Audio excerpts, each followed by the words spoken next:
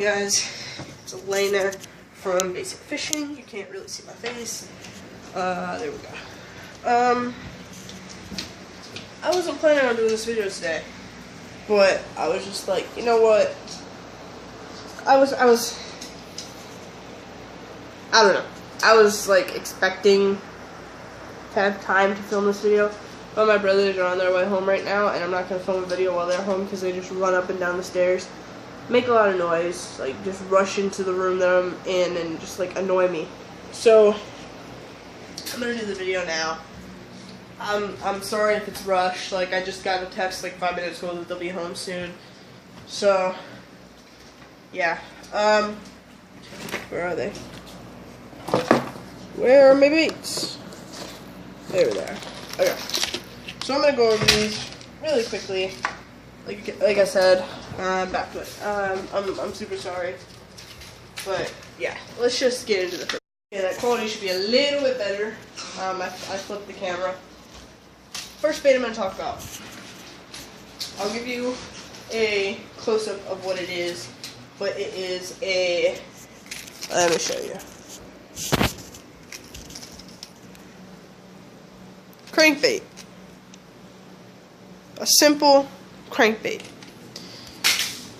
Now, the reason a crankbait is on the list is because in the fall, shad are moving to the backs of creeks. And where the shad go, the bass go. So bass are going to be in the backs of creeks, the deeper parts of the creeks, like, you know, all that stuff, getting geared up for fall and all that stuff, like not hibernation, but like, you know, stocking up on food.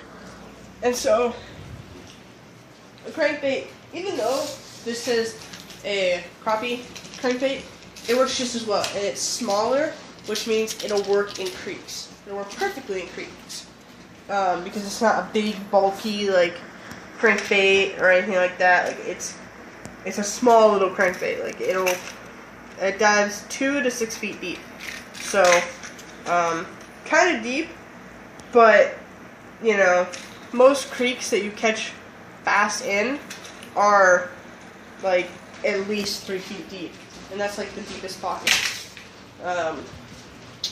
So yeah, one way to fish that is to just kind of toss it under, not cover like trees or anything like that, but like toss it towards the bank. See if you can get any bites, and play around with how you reel it in and all that stuff. Sorry, I have the hiccups. When it comes to this bait, wow, I picked up 2 baits in one. When it comes to this bait is a year-round bait, just like a crankbait. It is a year-round bait, and this is, let me show you, Yum Dingers, or more formally known as Senkos. Now, you guys know what they represent, worms. So, basically, any type of worm, for the most part. Trick worms, curly tail worms, yeah. But these are the big guns when it comes to worms. And same thing with the, whatchamacallit, the crankbait.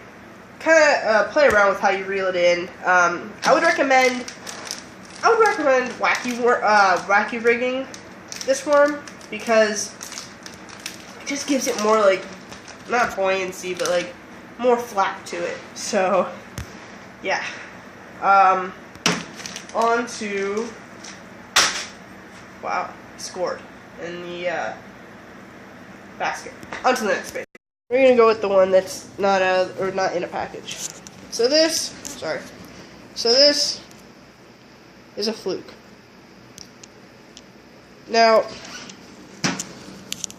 flukes are kind of weird looking. Flukes, here's the thing, they represent shad. Now, I don't really mind the colors. I don't really care when it comes to color-wise. I'm basically more comfortable when it comes to white and lighter colors. But when you're fishing a fluke, ponds would be best. Just in my experience, ponds would be best because wherever you're fishing, whether it be a pond, a lake, creek, or whatever, fish. If it's a creek, fish the deepest spot. If it's a pond or lake, fish the banks. Don't expect your bites to come from the middle of the lake, the middle of the pond. Don't expect that, because all of the fish that I've caught on this fluke come from the bank. And now it's in Pennsylvania right now. It's September, and you can still wear short sleeves outside. Like, it's supposed to be getting colder, but it just hasn't been. The lowest temperature that it's gotten to is like 55, 60. And that's pretty warm for September in Pennsylvania, or just the north in general. So, fluke, I would recommend bank fishing it. You can cast it out there and just kind of work it in, but your strikes will not most likely come until it gets close to the bank. And don't, a couple of mistakes I've made is once it gets to the bank, you're like, I'm not going to catch anything, you just reel it in really fast, you miss that big bass. So, yeah. Alright, on to the next bait. Now these, I haven't had too much experience with, but I've had experience enough to let you guys know how to fish them. So this right here, this is a jig. This is, now all of these brands, all the brands I'm showing you guys are the brands that were at Walmart. It doesn't matter what brand or what color you guys get. It's just the colors I'm comfortable with. You know, I don't care what brand you get. You can get the most high-end bait that you want. I'm just going to get whatever Walmart sells. So, let's move on to the jig. This is a, what is this? It's a flipping jig, obviously. It's a 1/4 of an ounce. And it has, it's nice. A nice skirt. Yeah. It's made in Costa Rica. Yeah. What I would recommend for this is, fish this near or under cover. Like under fallen trees, you know, under like branches that have fallen because it's fall, it's windy, branches are gonna break. Yeah. And with these types of jigs, there's a weed guard on them, so you can pitch it in heavy cover. You can do a lot with this.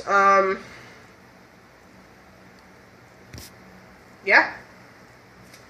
It's a really nice jig. Like I said, Walmart brand. Pitch it under cover. With these types of jigs, you're probably not going to get a strike all the way out in the middle of the pond or the lake. Like I said, it's fall. In ponds and lakes, well, in ponds, bass are moving towards the bank where the shad are moving. So, yeah, that's all I gotta say about that one. It's a flipping jig. Flip it into heavy cover. I do recommend Strike King though. I really like their baits. So yeah, on to the next bait. What you got? That's a completely different color than what I got. For the most part. Yeah. So that is a spinnerbait. Now, this is 3/16 of an ounce. This is Booyah Bait Company. Booyah Pond Magic. It's in Firefly Blade. What? This doesn't make sense. It's like orange on the back with black, but it's like completely yellow. Huh. Anyways, for fishing these, once again, fish cover. Now, unlike a jig, you cannot fish heavy cover with these because there is no guard. There's nothing to protect the bait to get wedged in between rocks in the creek, or to get wedged in between the grass mats. Like, there's nothing to protect it from. So you can't fish heavy cover like you could with a flippin' jig, but you can still fish cover. What I would recommend though is to fish near or under bridges, not bridges, but like how do I word this? Fish it under cover, whether that be in the water itself or over the water. Like bridges, like, you know, like not like bridges that cars go over, but like bridges you can walk over, wooden bridges, whatever. Yeah. This actually looks like a really nice spinnerbait. Yeah. Like I said, do not fish heavy cover with these. There's nothing to protect these from. But like, unlike this, you can fish like heavy cover. Unlike this, with this, you can fish like maybe around. Don't go under, but around broken off trees. You don't want to get stuck in the branches, because losing a bait, whether it's a dollar bait or what, it still hurts when you lose a bait. You lost that bait from your tackle until you go buy another one. So yeah, that's my list for you guys. Obviously everyone has different lists. You know, you can throw poppers. Poppers are really good for top water in the fall, especially. You can throw poppers. You can throw spooks. You know, early morning, late evening. You can throw square bills. You can throw non-lipless crankbaits, lipless crankbaits. It all depends on what you're comfortable with in the fall time. Hope you enjoyed that video. If you did, please give it a big thumbs up. Comment down below some more videos you want to see me do. And yeah, this video is going up. It is Tuesday right now, so it'll go up tomorrow, which is Wednesday. And then I've tried to go out to the creek to film a video for you guys. It's just not really working. The weather's kind of unpredictable with how cold it gets, how hot it gets. It's kind of unpredictable right about now. So yeah. But there will probably be a day in the life, which should be interesting, in my opinion, because I just get so hyped for this. It's a football day in the life vlog, but I just get so, everyone from my school gets hyped and scared for this game, and I'll let you guys know why in that daily life vlog. But yeah, so like I said, I hope you guys enjoyed this video. Don't forget to hit that subscribe button, and yeah, I hope you have a great day, great morning, great afternoon, great evening, whenever you're watching this video. And as always, I will see you next video, which will probably be on Saturday or Sunday, because Sunday is still part of the week. So I will get 3 videos out to you guys this week. That is a promise. So, goodbye.